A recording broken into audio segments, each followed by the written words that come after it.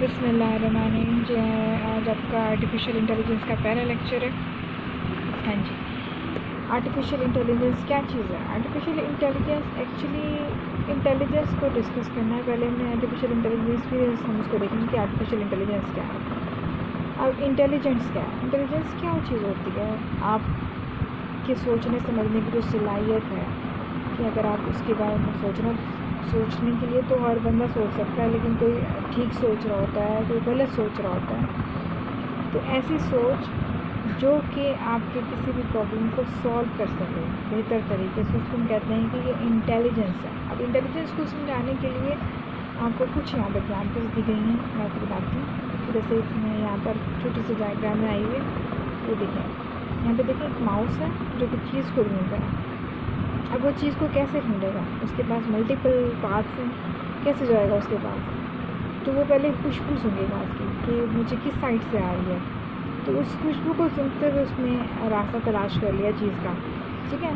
तो ये मतलब ये अब उसके पास एक ये भी सोचने समझने की सहायता है कि वो सूंघेगा और रास्ते को तलाश करेगा।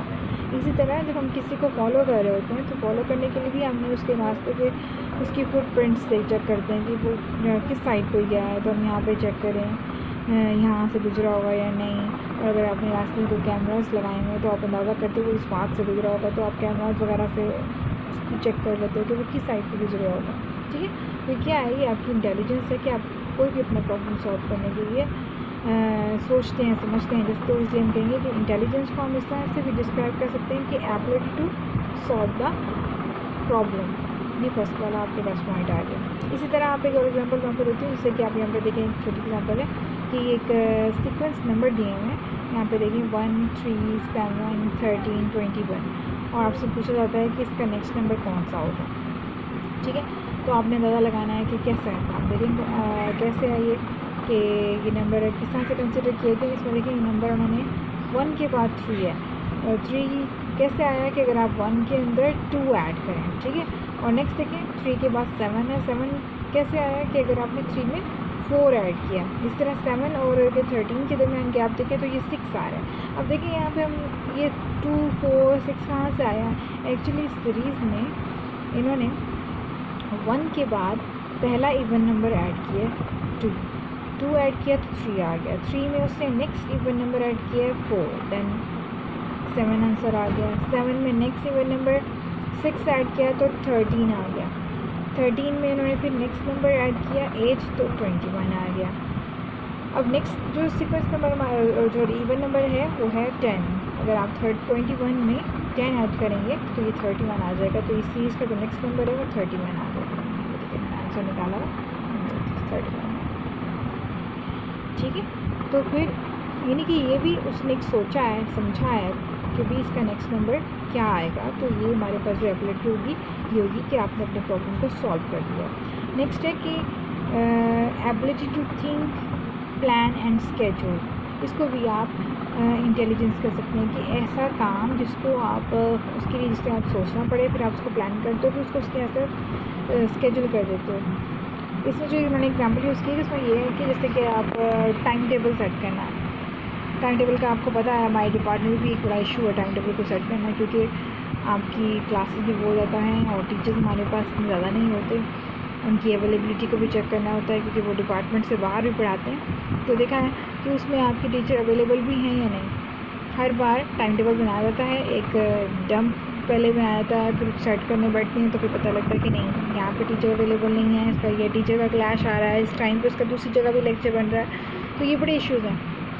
तो ऐसी एबिलिटी जिसके ज़रिए आप अपने इस प्रॉब्लम को सॉल्व कर सकें कि आपने उसके बारे में सोचा कि आप इसको कैसे किया, फिर प्लान किया, फिर स्केड्यूल किया, तो ये भी इंटेलिजेंस है। इस मामले में मैं खुद को इंटेलिजेंस कहूँगी, इंटेलिजेंट कहूँगी, क्योंकि मैं टाइम टेबल बनाती हूँ, ऐसा पता है। अच्छा, नेक्स्ट आपके पास क्या है?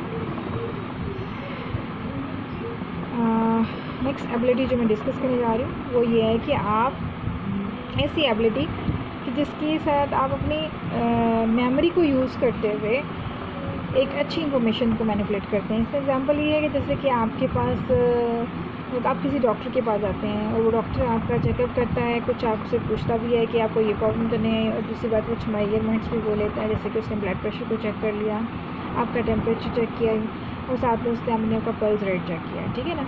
अब इस सब इन चीज़ों को चेक करने के बाद वो कोई अंदाज़ा लगाता है कि आपको ये प्रॉब्लम है। तो इस तरह की जो हम कहेंगे ये एबिलिटी की आपके पास कि आप उस टाइम मेमोरी को यूज़ करते हुए आपको एक इन्फॉर्मेशन आपकी मैनिपुलेट करके दी है, तो उसको भी अब इंटेलिजेंस कहेंगे, ठीक है। नेक्स्ट आपके पास क्या है, ability to tackle ambiguous and fuzzy problems, कि अगर कोई फजी का मतलब होता है जिसमें आपके पास एक से ज़्यादा आंसर्स हैं, कोई ऐसी चीज़ जिससे रिलेटेड आपके पास एक से ज़्यादा आंसर्स हैं, उसको कैसे डील करना है। एम्बिगुअस का मतलब ये है कि आप कंफ्यूज हैं कि आंसर ये बनता है या ये बनता है। इसमें यह कि अगर सपोज़ किया कि एक पर्सन है, हम उससे पूछते हैं कि आपकी हाइट क्या है, और वो कहता है कि मेरी हाइट जो है 5, तो कहते हैं आप इस हाइट को क्या कंसिडर करते हैं कि आप हाइट शॉर्ट में कंसिडर होते हैं या मीडियम में कंसिडर होते हैं या लॉन्ग में। वो कहता है नहीं मैं शॉर्ट में कंसिडर होता हूँ, जबकि दूसरा जो पर्सन है वो ये समझता है कि मेरी जो हाइट है वो 5 जो है ये शॉर्ट नहीं है, ये मीडियम में कंसिडर होगी। तो ये आपके पास कंफ्यूजन है कि आप 5 को मीडियम में कंसिडर करना चाहते हैं या फिर उसको शॉर्ट में कंसिडर करना चाहते हैं। तो ये भी इस चीज़ को टैकल करने के लिए जो चीज़ काम आती है वो है इंटेलिजेंस, ठीक है। नेक्स्ट आते हैं ability to learn and recognise, कि ऐसी एबिलिटी जिसके ज़रिए आप याद करें और उसको फिर उसको पहचानें। इसका एग्जांपल मैं आपको देती हूँ कि अगर जैसे 5 पर्सन हैं, उनके फिंगरप्रिंट्स ले लिए गए हैं, आप उनकी फिंगरप्रिंट इतने 6 पर्सन है, आपसे कहते हो कि 1 बाय 1 हर पर्सन का जो फिंगरप्रिंट है वो याद करो, और फिर तुमसे पूछा जाएगा कि ये कौन से बंदे का, ठीक है। अब रिपीटेडली उसके साथ हमने बार बार वो गुजारा, पर्सन 1 के हमने फिंगरप्रिंट गुजारे, पर्सन 2 के भी गुजारे, पर्सन 3, इसी तरह 2-3 बार आपने गुजारा। अब हम नेक्स्ट बार हम उससे पूछते हैं कि ये देखें ये फिंगरप्रिंट है, ये बताओ किस पर्सन का है, और उसने बता दिया। अगर वो ठीक पे आता है तो उसका मतलब वो इंटेलिजेंट है, तो उसको उसने याद कर लिया, ठीक है। नेक्स्ट है कि ability to understand and perceive, आप सिचुएशन को देखते हो और उसकी डिटेल में जाने से पहले ही अंदाज़ा लगा लेते हो कि ये क्या सिचुएशन है, ठीक है। तो उसको हम कहते हैं कि इसको समझना और उसके मुताबिक रिएक्ट करना, इसको हम कहते हैं ये भी हमारे पास इंटेलिजेंस है। तो इंटेलिजेंस को मुख्तलिफ तरीके से एक्सप्लेन कर दिया है मैंने कि एक्चुअली क्या क्या है। जैसे कि आप कह सकते हो कि एक मशीन क्या इंटेलिजेंस ऐसी भी है कि आप वो मैश में से कोई अच्छा रास्ता तलाश कर सके। क्या इंटेलिजेंस ये भी है कि कोई सीक्वेंस नेक्स्ट नंबर सीक्वेंस में से कुछ सीरीज़ में से नेक्स्ट सीक्वेंस नंबर सेलेक्ट कर सके।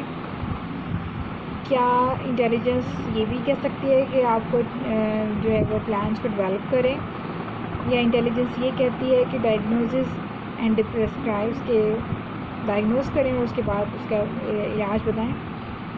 क्या इंटेलिजेंस एम्बिगुअस क्वेश्चंस के आंसर देती है। क्या वो आपको याद करने के साथ साथ याद करके उसको सुना सकती है, बता सकती है कि भी ये चीज़ इस तरह से है।